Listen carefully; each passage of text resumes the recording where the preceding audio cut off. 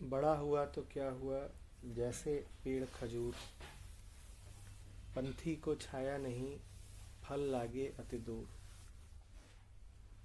एक ही है जो बड़ा है, जो वृहद है, उसे ब्रह्म कहते हैं।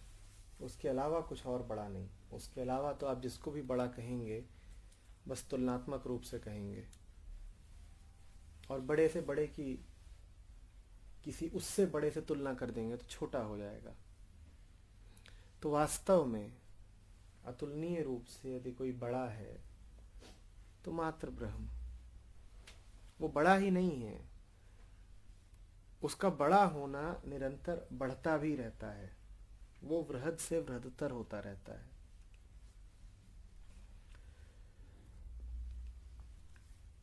बड़े होने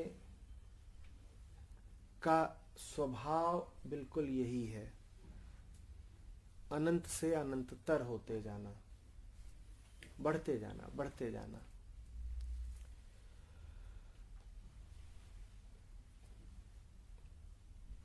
वो कम नहीं हो सकता। वो जितना विस्तृत होता है, जितना फैलता है, उतना बढ़ता है।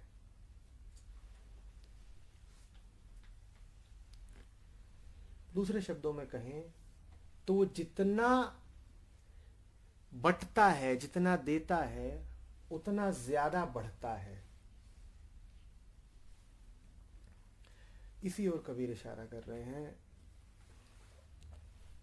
इसे कुछ और न समझा जाए। जब आपके भीतर सत्य प्रकाशित होता है तो बटेगा जरूर। पंथी को छाया नहीं, फल लागे अति दूर। वो बटेगा जरूर। उससे जो बाकी पथिक हैं, जो अपनी अपनी व्यक्तिगत यात्राओं पर हैं, उन्हें भी मदद मिलेगी।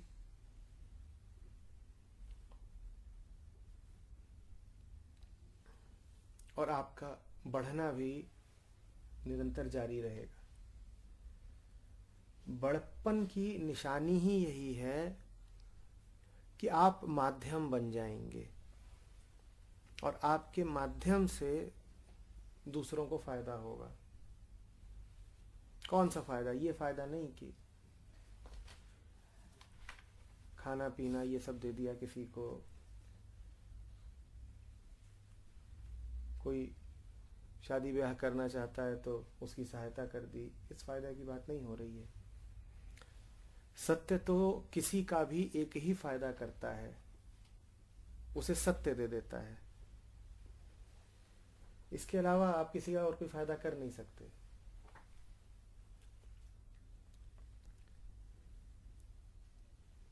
इसी का नाम प्रेम है, इसी का नाम मित्रता है कि आप जो हो अपने आप को ही बांट दो।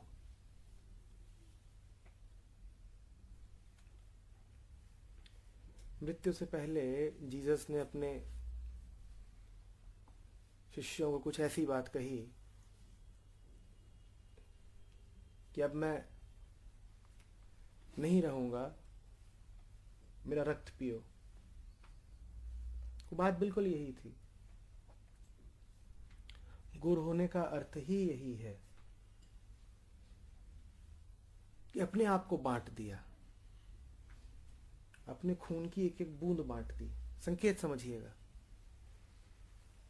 अपना वो नहीं बांटा जो सतह पर है, अपना होना बांट दिया, अपना खून ही बांट दिया। ज्ञान बांटना तो छोटी बात है, अपना होना बांट दिया।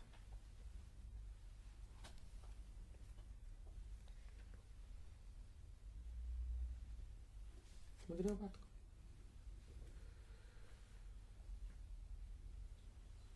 और ऐसे ही जांच लेना कि प्रेम है कि नहीं।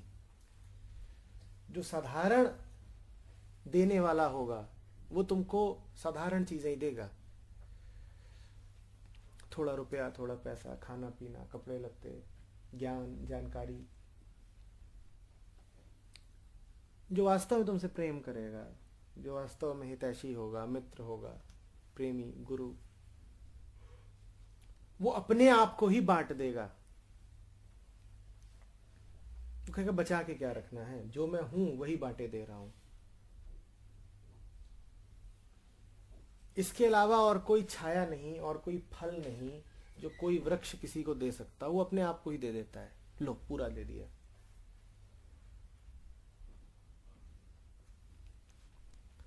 बड़ा हुआ तो क्या हुआ, जैसे पेड़ खजूर, पंथी को छाया नहीं, फल लागे अति दूर। तुम्हें कुछ मिला है कि नहीं, तुम बड़े हुए हो कि नहीं, तुम्हारे भीतर ब्रह्म जागृत हुआ है कि नहीं, एक ही पहचान है इसकी। तुम्हारे माध्यम से बटने लगा है या नहीं।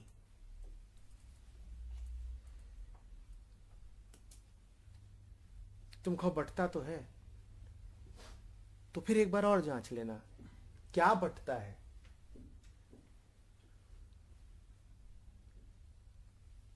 क्योंकि बीमार व्यक्ति से अक्सर बीमारी भी बट जाती है।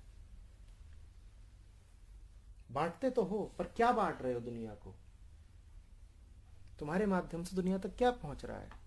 तुम जो हो वही बांटते हो।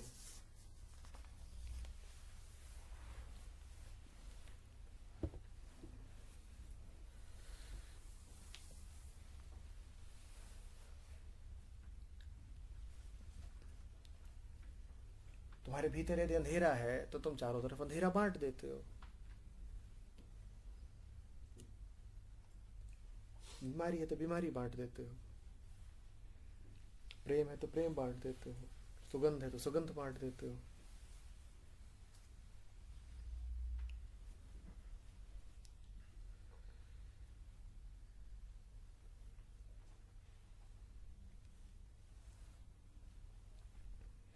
इसे एक बात और समझना, सफलता शब्द के अर्थ, कबीर कह रहे हैं फल लागे अति दूर। सफलता शब्द में भी फल केंद्रीय है।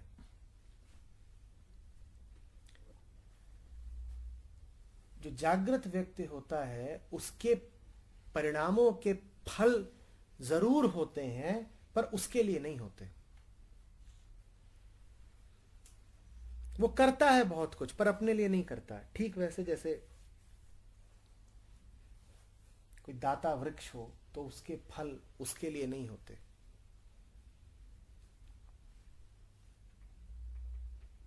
साधारण आदमी करता है इस उम्मीद में कि इसका फल मेरे काम आएगा।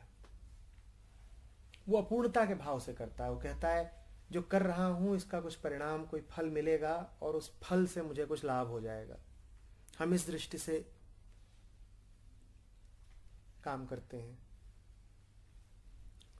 और जो वास्तव में बड़ा होता जाता है, कर्म वो भी करता है, पर उन कर्मों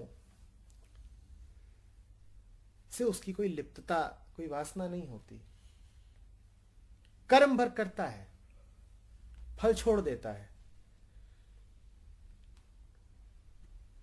फल दूसरों के लिए है। अपनी इच्छा ही नहीं कुछ पाने की। कर्म पूरा है, फल की इच्छा नहीं है। इसलिए नहीं कर रहे हैं कुछ मिल जाएगा, बस कर रहे हैं। क्यों? ये सवाल ही उचित नहीं है।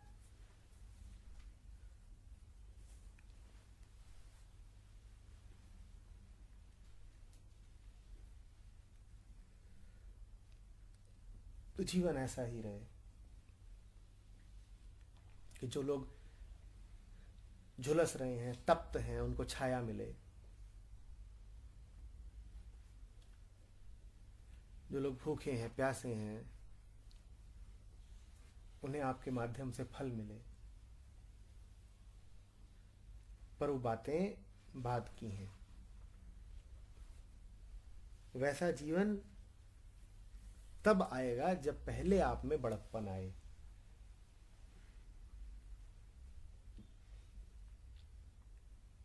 वास्तव में आप एक घना वृक्ष बने। उसके लिए आपको अपनी जड़ें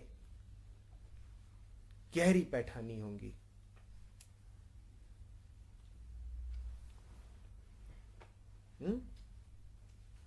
जैसे जैसे आपकी जड़ें गहरी होती जाएंगी वैसे वैसे आपकी छाया बढ़ती जाएगी, वैसे वैसे आपके फल पूरी दुनिया के काम आएंगे।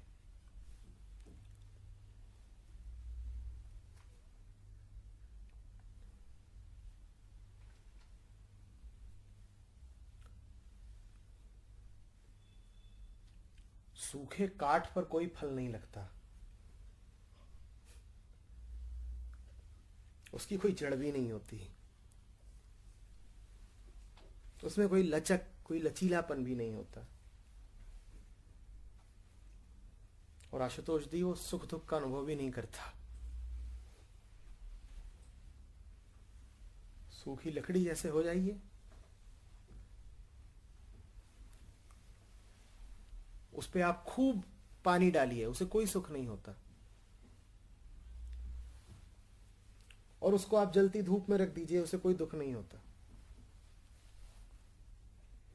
ना उसके सुख दुख है, ना उसके जड़ है, ना उसके छाया या फल है। ऐसा होना हो तो हो जाइए, कोई गति नहीं है उसमें। ब्रह्म में तो पूरी गति होती है, वह अचल रहते हुए भी गतिमान है।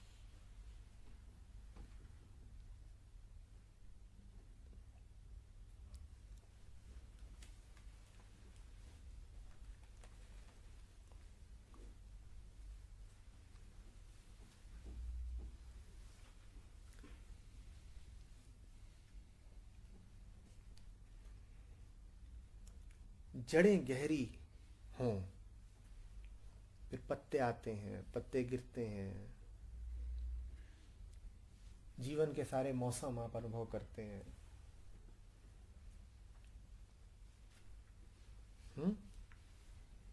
सुबह होती है तो देखते हैं कि पत्तों पर ओस की बूंदें हैं।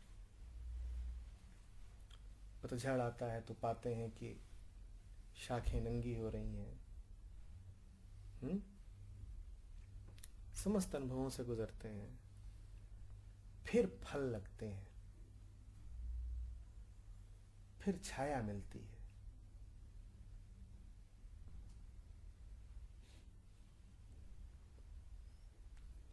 यही है ब्रह्मलीन हो जाना।